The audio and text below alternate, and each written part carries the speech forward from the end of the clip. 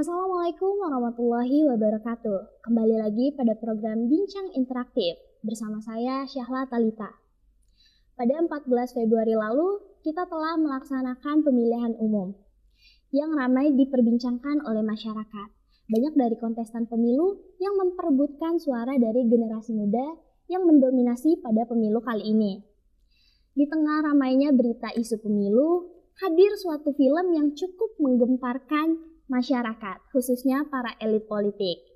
Hari ini, saya sudah bersama dengan pakar hukum dan salah satu aktor dari film yang cukup ramai diperbincangkan. Assalamualaikum, selamat siang Mbak Bibip. Oke, gimana kabarnya Mbak? Alhamdulillah. Kalau pemilu itu banyak membahas soal dinasti politik, itu adalah isu yang selalu dibahas-bahas ya Mbak Bibip ya. Betul, dan itu juga akan dinilai menghambat dari citra demokrasi itu tersendiri. Nah, berdasarkan poin yang saya sampaikan tadi, demokrasi yang terancam mati pada saat kepemimpinan saat ini kan seperti pantulan cermin masa kelam pada kerusuhan tahun 98 lalu, yang dimana itu masih membekas ya Mbak Bibip sampai saat ini. Betul, nah menurut Mbak Bibip sendiri, adakah kemungkinan hal tersebut akan terulang lagi dan apakah ada hubungannya dengan dinasti politik pada masa kepemimpinan Soeharto? Oke, jadi kalau berbicara dinasti politiknya, kita kan harus melihat dulu bahwa yang sekarang terjadi ini memang sudah diumumkan begitu ya hasil penghitungan di KPU-nya, walaupun belum tuntas ya, masih ada prosedur selanjutnya. Tapi kita harus ingat bahwa dinasti politik ini nyata sekarang karena faktanya adalah pemilu itu kan bukan cuma hasil ya, tapi proses. Nah, dari proses yang awal sekali kita paham memang ada persoalan dinasti politik karena Gibran itu jelas anaknya presiden yang sekarang sampai 20 Oktober 2024 nanti, dan itu artinya ada relasi keluarga, dan itu betul sekali kalau mau dikaitkan dengan Orde Baru ya sama persis. Samanya dalam arti tentu waktu Orde Baru itu tidak ada pembengkokan hukum dulu, tapi waktu itu Soeharto memberikan jabatan-jabatan menteri buat anak-anaknya dan konsesi-konsesi dagang tertentu ya, waktu itu ada mobil nasional, ada pengaturan cengkeh dan lain sebagainya. Jadi memang kemiripan itu nyata. Satu dinasti politik tadi, dan yang kedua kemiripan keduanya tadi dikatakan oleh Lala cermin dari apa yang terjadi tahun 98.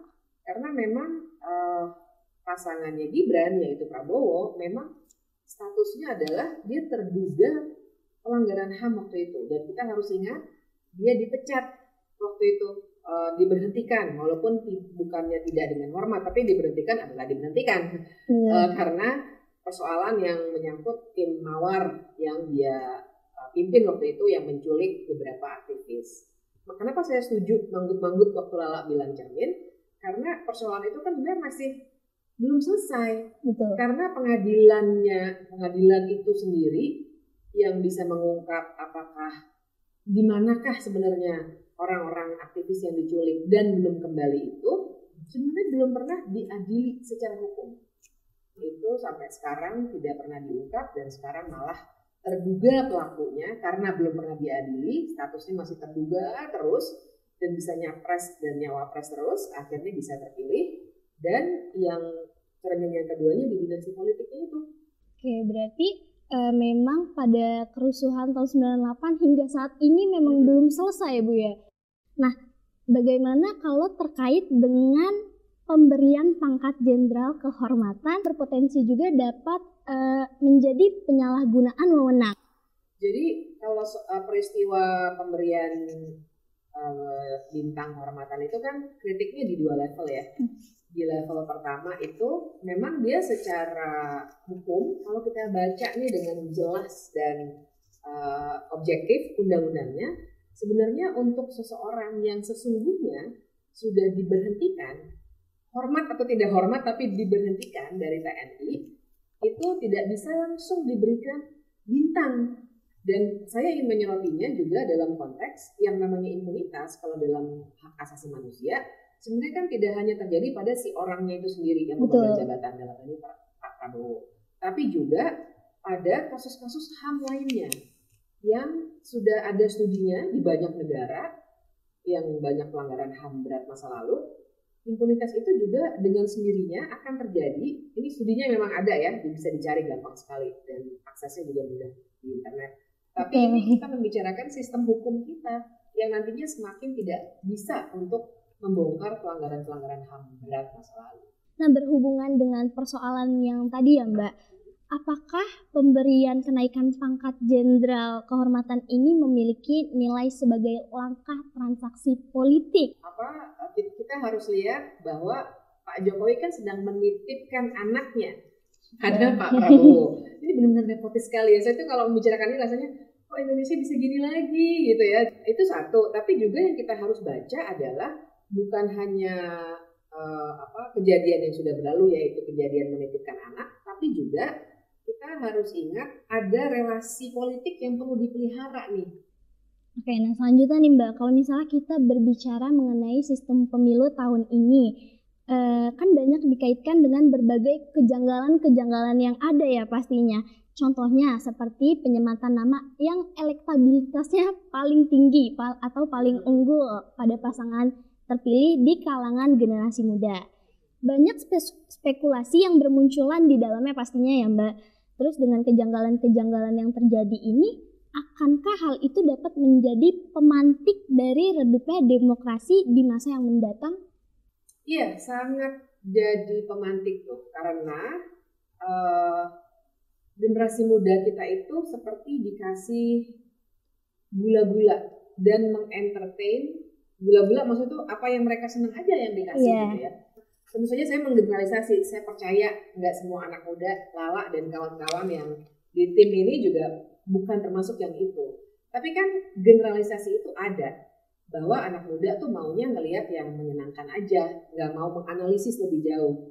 Nah, yang di-entertain dengan dicalonkannya anak muda karbitan seperti Gibran, itu kan gagasan seperti itu.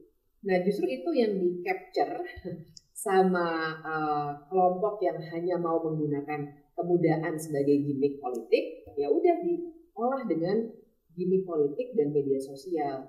Nah, mungkin hal tersebut juga terjadi karena banyak para generasi muda yang belum melek politik ya Mbak Bibip ya. Betul. Sehingga gampang diberikan gula-gula tadi ya Mbak Bibip. Kalau dilihat dari berbagai peran penting mahasiswa dalam isu politik ini, kira-kira kritik yang bagaimana sih untuk mengatasi rentetan-rentetan kejanggalan pemilu pada kali ini?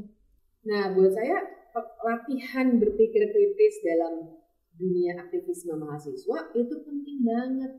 Jadi mahasiswa juga nggak mudah gitu dikadalin oleh politikus yang culas. Tidak semua politikus culas, tapi kan ini ada nih yang culas yang memanfaatkan anak muda sedemikian rupa itu. Jadinya banyak kelompok yang nggak bisa berpikir kritis. Menurut saya harusnya mahasiswa itu kan dikasih ruang untuk berpikir kritis. Itu yang saya maksud dengan struktural nih, upaya untuk melemahkan mahasiswa. Nah Mbak Bibip, tadi kan kita sempat ngobrol soal demo yang dilakukan sama mahasiswa ya Mbak Bibip ya. Nah setelah adanya demo yang dilakukan mahasiswa ini, muncul istilah zombie activism dalam demokrasi kita ya Mbak Bibip. Nah jika berkaitan dengan hal tadi, kira-kira apakah ada alasan dibalik upaya untuk menggunakan hal tersebut sebagai pembungkaman kepada mahasiswa? Alasannya pasti karena penguasa tidak mau dikritik. Jadi mungkin ini terdengar terlalu menyederhanakan, tapi ini adalah fakta walaupun kedengarannya kok cuma soal penguasa nggak mau dikritik, tapi itulah otoritarianisme. Tapi juga di sisi lainnya yang Lala bilang, nggak hanya nggak dikasih uang, tapi bahkan diancam. Ya kan seperti yang dialami oleh Haris dan Fathia kemarin, itu kan ancaman hukum yang nyata. Ancaman itu dilakukannya oleh seakan-akan aktor non negara, tapi kalau dilacak tuh ada kaitannya. Oke, kira-kira udah sih itu aja teman-teman. Terima kasih juga Mbak Bibip atas waktunya. Mungkin dari Mbak Bibip, terima kasih kembali. Dari Mbak Bibip ada sedikit closing statement untuk teman-teman yang nonton. Closing statementnya saya sih pengen ini kali ya, ngomongin sedikit aja soal Dirty Vote. Jadi kalau memang ada yang tidak setuju dengan film Dirty Vote, silakan dikritik substansinya. Katanya saya anggota partai inilah, timnya 01 lah, 03 lah, dan yang ingin saya klarifikasi adalah kalau dibilang misalnya Detivo cari uang, enggak, karena semuanya patungan. Itu aja sih. Jadi sebenarnya tekanannya sebagai penutup, mari kita berpikir kritis dan logis, karena itulah cara sebenarnya untuk membangun demokrasi. Nah, jadi kesimpulan dari bincang-bincang bersama kali ini yaitu demokrasi di Indonesia saat ini tengah melakukan banyak tantangan seperti zombie activism, salah satunya yang menjadi alat pembungkam bagi mahasiswa. Oleh karena itu, kita sebagai mahasiswa harus menjadi agen perubahan serta mewujudkan Indonesia yang maju dan berkeadilan.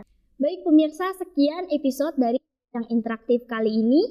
Saya bersama Mbak Bibi pamit undur diri. Jangan lupa untuk terus saksikan Bincang Interaktif di kanal YouTube DNK TV. Wassalamualaikum warahmatullahi wabarakatuh.